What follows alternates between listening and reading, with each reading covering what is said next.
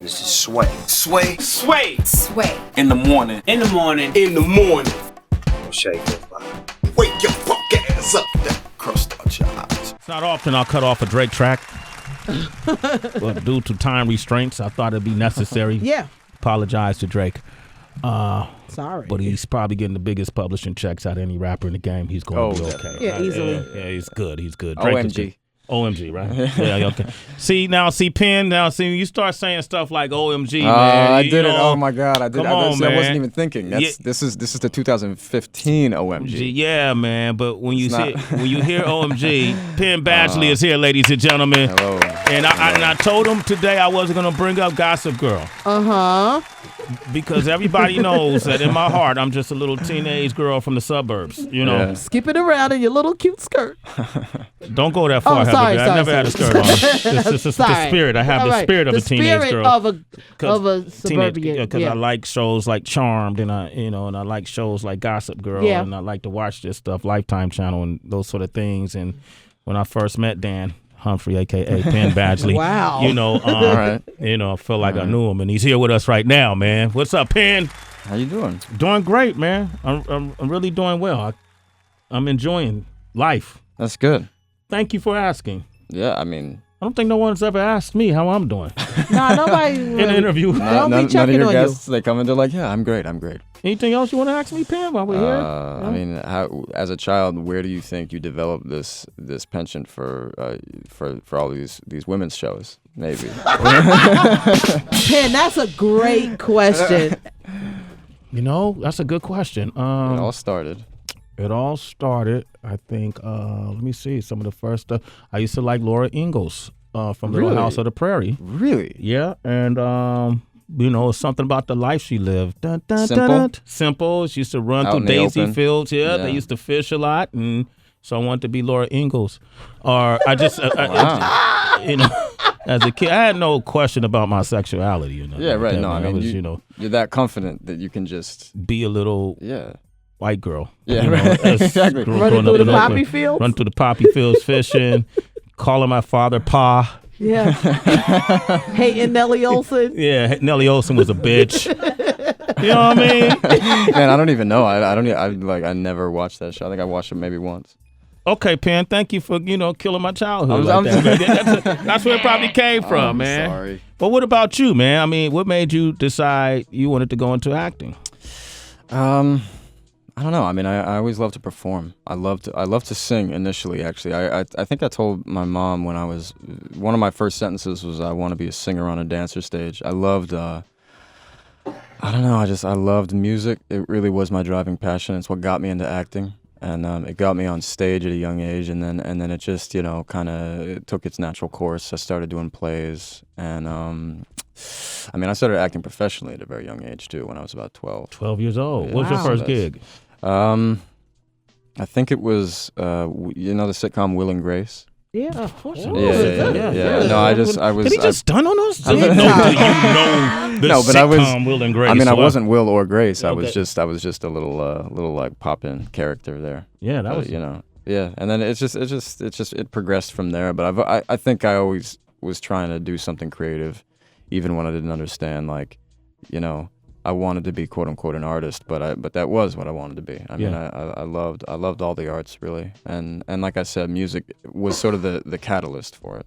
Music was the catalyst to it. So here, this is interesting, Heather, because music in many ways is the catalyst for Heather B, who eventually became first reality TV star on Real World and Oprah and all movies, and for me it was music. And so now you're juggling between being an actor and being a musician, or is it all the same to you?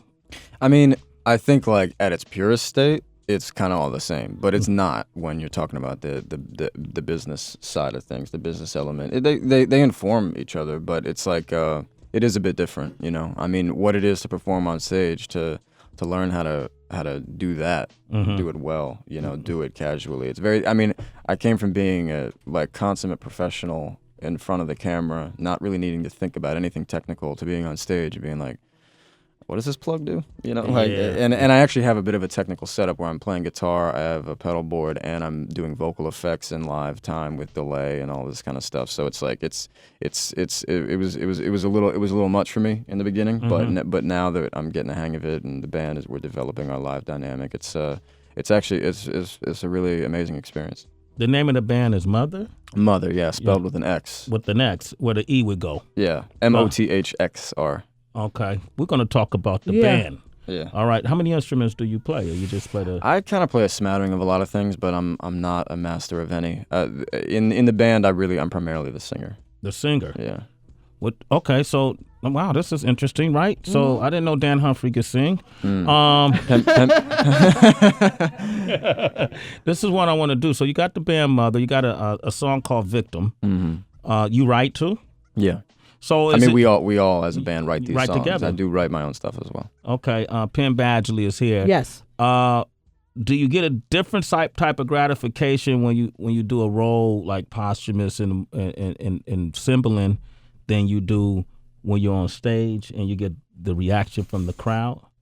Yeah, I mean, like I said, I think at its purest state, if you really have those moments where you're like kind of brushing shoulders with the strange mystery of like art, then it's all kind of the same. You get this, the reward is the same at the end of the day. But it is different. Like, I mean, acting in a film, for instance, you're like you stumble into the good take. Mm-hmm. And you only need to do it once, really. Right. Yeah. You can like stumble around and just not get it the whole time, and then you get one, and you could win an Oscar theoretically. Yeah. Whereas being on stage, I think as an actor as well, but then as a musician too, being on stage, it's you're doing the same thing every night, and you need to find new things in it. You're perfecting it, and I don't know. I mean, my respect for all the musicians I've loved growing up has grown tenfold since I started performing, because it's just this different beast. Yeah. You're kind of being yourself, but it is a performance. It is an act. It ain't easy. No, it's not. Yeah. It's not. I mean, having that presence and and the energy and I don't know. It's you're giving a lot. You're giving a lot, and crowds these days don't like to move. They really don't like to move. They like to stare. Yeah, they just stare. They just have their phones out. And they're looking at you through their phone, and it's it sometimes I mean, I remember we played a show in Paris and it was packed. It was this tiny little club that we packed out, and they all, I mean, I had like young French girls asking me to take my shirt off, which felt I was just like, man, I'm almost 30 years old. This is yeah. That's what he said. I'm almost 30. That's cute, Penn. That's cute. But 29. Oh, geez, man. You over the hill. Yeah. Geez, man. 30s, you great, man. You're in a great time. You're still a millennial, bro. I'm looking forward to it. Yeah. I mean, the thing is great is being a man in this business. You got like nothing but time. Yeah. Don't you think though, as on the music side, as an artist, so many bands or artists switch their songs when people go see them live because they're tired of performing the same thing every night. But as a fan, I want to see you do the song like I know it. Yeah. Why do artists do that? Well, answer that question when we come back. All right. And right now we're going to play Victim. Yeah. This is by Mother. Get their music. Search them. If you don't know who they are, it's Penn Badgley and his crew. Mother, Sway in the Morning, Shade 45. Give us a call. You want to talk with Penn. Penn Badgley is here. That's his group. It's called Mother. You spell Mother with an X. That song is called Victim. Really enjoyed that. Thanks, man. It's a moody song. Yeah, the vibe is strong. The vibe is strong. And then that sax right there. Yeah, you don't hear a sax in a lot of music nowadays. Yeah, that was a special one. When we brought him in, that was just like, yeah, it was a good moment. It's a great moment. The mix was incredible. Who mixed that? Same dude who played the sax. Yeah, you need to keep him on your team. No, he's on the team. He's on the team. Yeah, so much. The people may not understand. A lot of hip hop artists sometimes bypass the mix, but Dr. Dre showed people how important it is to mix your songs properly. It can make the difference between a hit or not, and your songs sound good, bro. Yeah, I mean, I gotta say, my close friend Jimmy Giannopoulos is the producer, and he's, he and Tim Sandusky, who played the sax and mastered the record, They're very much as far as mixing goes, they're a duo, and they're definitely gonna keep doing what they're doing. And you heard of Lola Wolf? Yeah. So Jimmy produced Lola Wolf as well. Oh, okay. Yeah. How you know that? Like, how'd you get with these folks? You're busy acting. And, that's Zoe Kravitz's band. Okay. And I used to date Zoe. And shit. I actually I met Jimmy through Why her. you getting all of his business, Sway? Kim was like, I thought we was cool, Sway. I mean, that is how I met Jimmy, and so we've all remained close throughout the years and make music. Is that what Victim is all about? No. Yo, how you screw up with Zoe, dude? I mean, jeez, that's Zoe Kravitz. Oh man, it's things, life. Yeah. Life. The river bends. The river bends. Yeah. Changes and Keeps chapters. going, Changes and chapters, right? Yeah. I ain't mad at that, man. I salute you. We got Nicole on the line from DC. Penn Badgley is here.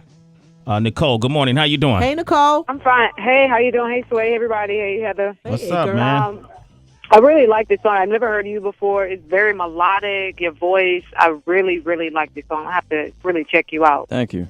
Nicole, you know, he was in movies like John Tucker Must Die, Easy A, Stepfather, Gossip Girl. Did you watch Gossip Girl? Which you may have. Yeah, heard of. yeah.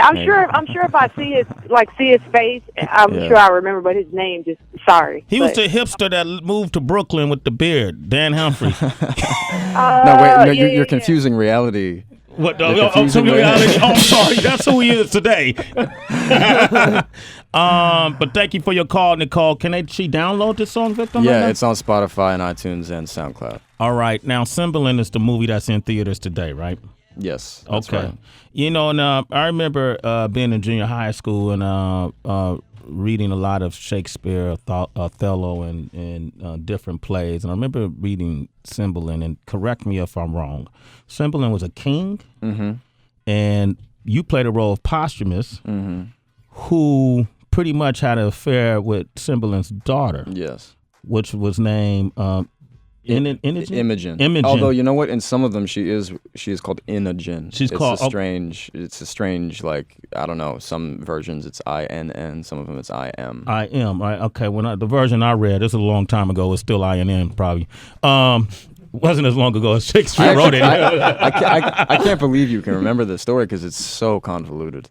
Well, I remember it because I had a teacher named Miss Nakaui, who insisted that kids who grew up in Oakland read Shakespeare, you know, and so I was always fascinated by literature, and Shakespeare was such a challenge to to really understand what the hell he meant. Right. It was so many double entendres and everything. And the king Cymbeline found out about the affair, right? And banishes your character, my character Posthumus, to where, I mean, it's. In the film, it's this indistinct kind of like industrial wasteland, but basically banishes him from the kingdom.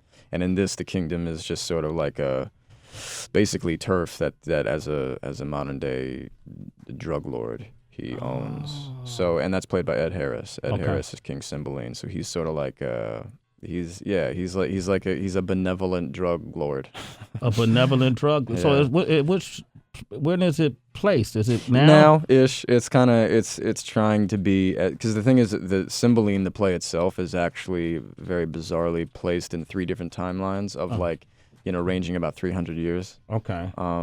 That's another element of this that like the play is absurd. It's weird. It's definitely weird. It's got this epic scope and it's all over the place. But yes, it's now. It's now? Ish. Ethan Hawke is in it, Heather B. Good friend of the show. Yeah, almost got that Oscar for Boyhood. Got that Oscar. He was on the brink, right? Nomination's all that counts. That's all that counts. It's a nomination. Is that something, because you're not going to get nominated with, John Tucker Must Die and Gossip Girl. You're not going to, of course.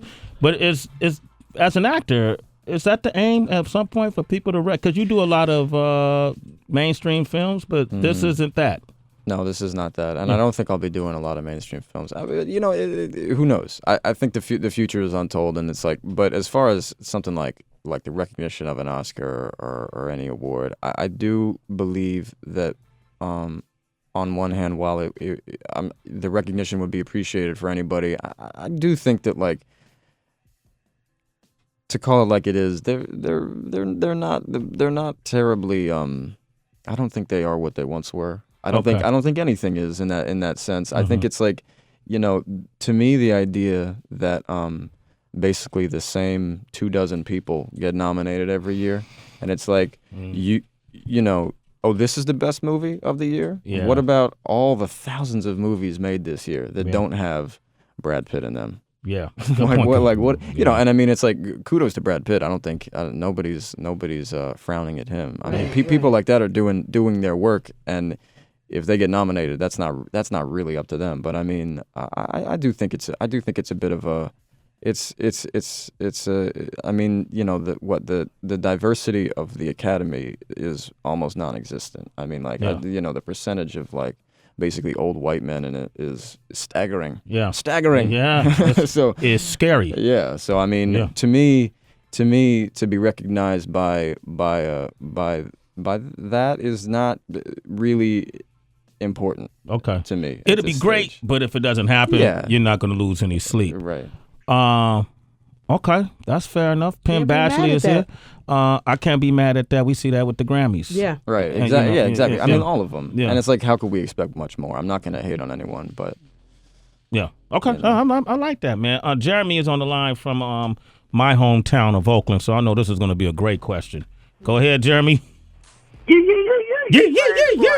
I'm headed out there today, by the way. I'll be there this weekend. Go ahead. 106 Cameo. All right. Hey, Jeremy, what's your question for Penn, man? Go ahead. Hey, no question, man. He just wants to talk to you. That music was kind of cool, kind of kicking back, feeling it, listening to what he was saying, and, keep doing what you're doing, and you're keeping it up. I like it. I like the beat. I like the saxophone.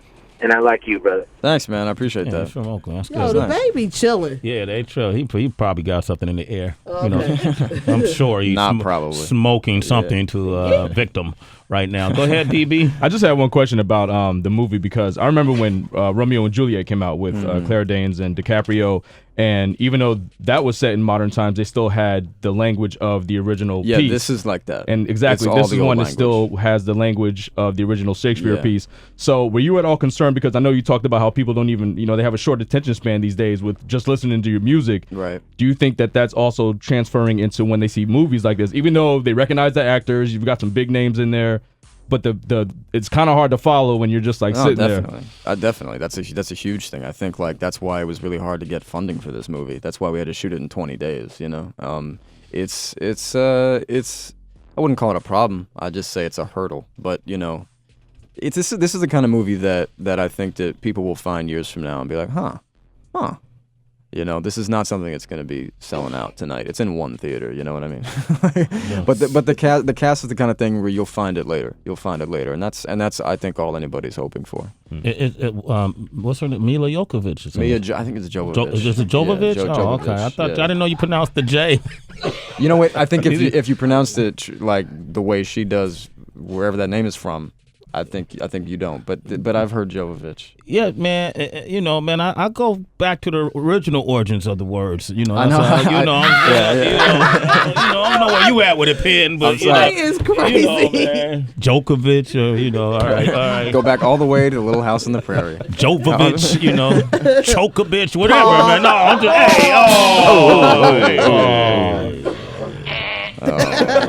big fan of hers, man. Little House in the Prairie. I heard that.